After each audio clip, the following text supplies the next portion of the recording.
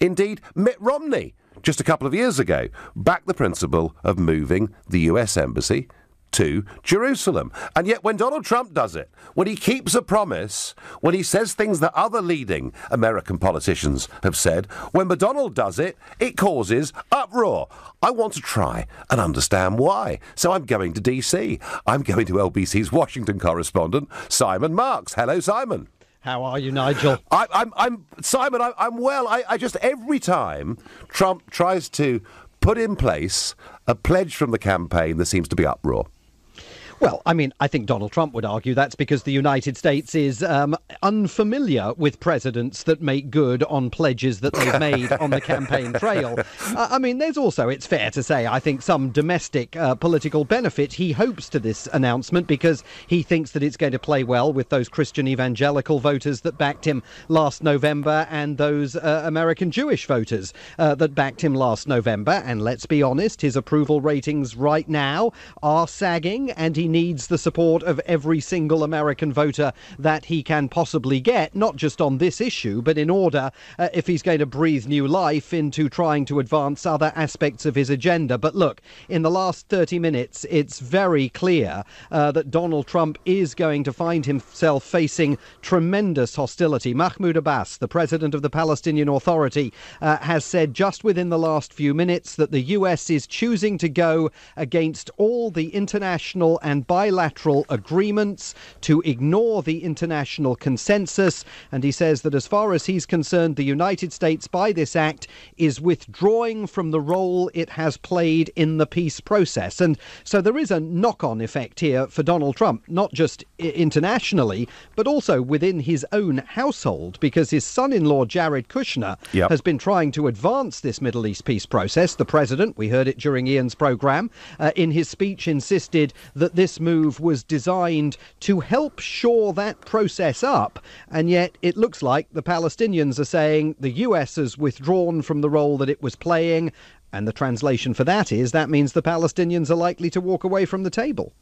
Yep, and I do understand that, and certainly the language coming from the other side is strong. I just was drawing some of the historical points, Simon, that, you know, Bill Clinton had said he wanted to do this, and Mitt Romney, if he'd become the US president and beaten Obama, said he wanted to do the same thing as well. There's nothing particularly new, is there, in American politics about being heavily on side with Israel? Well, American law since 1995 has mandated the White House, successive White Houses, to move the embassy from Tel Aviv to Jerusalem. And there's been this sort of kabuki theatre that has gone on here where successive presidents every 6 months have signed a waiver. And you heard President Trump refer to it in his remarks.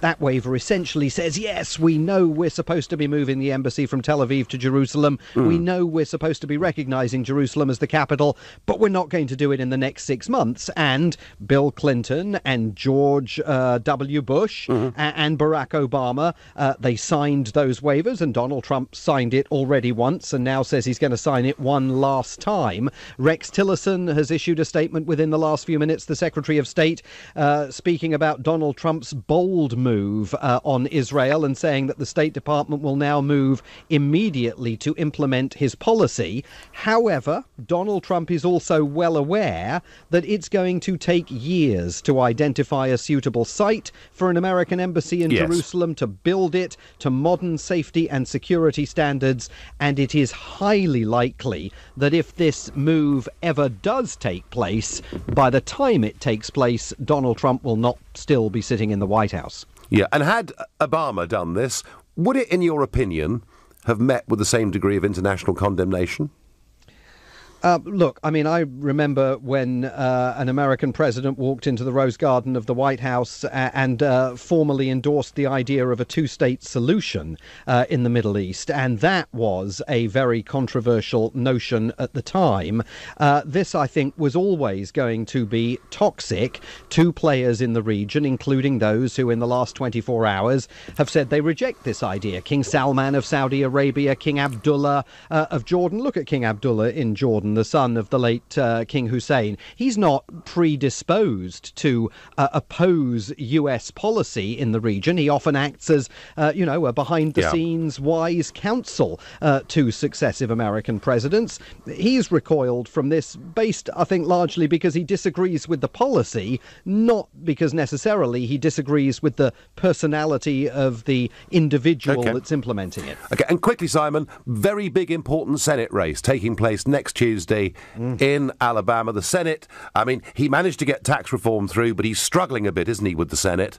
Just give us the numbers and quickly the importance of the Alabama race. Well, look, he absolutely can't afford to lose this race in Alabama, and as you know, Nigel, that has resulted in the President of the United States formally endorsing Roy Moore for that seat in Alabama, even though Mr. Moore is now an accused child molester and an accused sexual predator.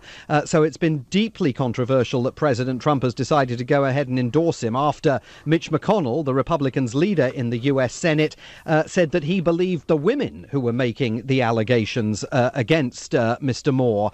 It seems to be very evenly poised in Alabama, and for a Democrat to win there would, of course, be a simply astonishing development, given Alabama's history of Republican politics, and it would cause enormous difficulties for Donald Trump in terms of advancing his legislative agenda. He's had trouble enough with that. If the Republicans lose another seat in the US Senate, that would become very complicated for them. December 12th is the big day we will all be watching very closely. We will talk to you on that day, Simon Marks. Thank you very much indeed.